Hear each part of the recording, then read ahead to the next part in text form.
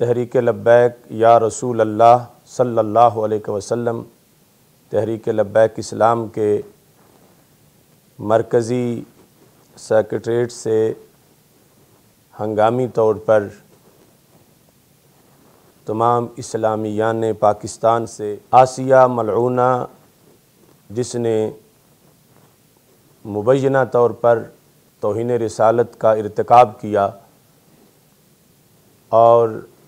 Trial court سے اس کو سزائے موت سنائی گئی، ہائی کورٹ نے اس کو برقرار رکھا، سپریم کورٹ نے سماعت کے بعد اس کا فیصلہ محفوظ کیا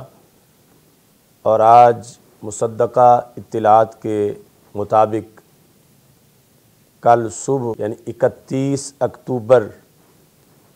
9 بجے کا ٹائم رکھا گیا ہے اس کے فیصلے کے اعلان کے لحاظ سے۔ ہم پاکستان کے مسلمان سب کچھ اپنے آقا حضرت محمد مصطفیٰ صلی اللہ علیہ وسلم کی عزت و ناموس پر قربان کرنے کے لیے ہمہ وقت تیار ہیں۔ اگر آسیہ ملعونہ کے بارے میں قرآن و سنت کے خلاف کوئی فیصلہ کل سنایا جاتا ہے تو یہ فیصلہ ہرگز ہمیں برداشت نہیں ہوگا اور ہم بھرپور طریقے سے اس فیصلے کو مسترد کریں گے اور کسی طرح بھی اس ملعونہ کو رہا نہیں ہونے دیں گے۔ اس سلسلہ میں لاہور میں ابھی انشاءاللہ 2 بجے سید حجویر